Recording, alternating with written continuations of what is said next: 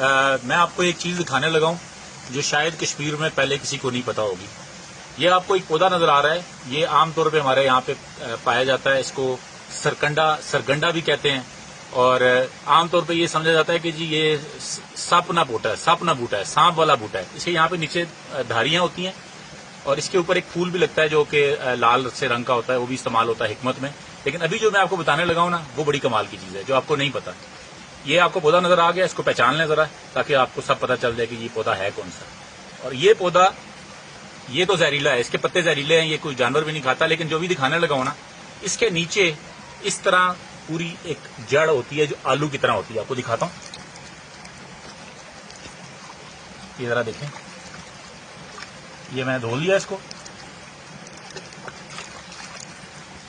अभी मैं इस वक्त कसी के किनारे बैठा हूं और ये धोया, और ये इस तरह का आलू होता है और ये जहरीला नहीं है। ये आलू की तरह, अरवी की तरह इसका टेस्ट होता है और चाइनीज इसको और जो तमाम मेडिटेरियन फूड में इसको खाया जाता है।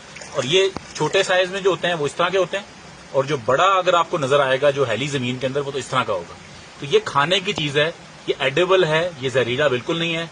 तो अगर आप में से किसी को शक है तो इसको रिसर्च करके देख लें, इसकी तस्वीर डाल के देखें। और ये खाने की चीज है, हाईली न्यूट्रिएंट है, इसको जरूर ट्राई करें और मुझे बताएं कि पहले ये बात किसको पता था। Thank you.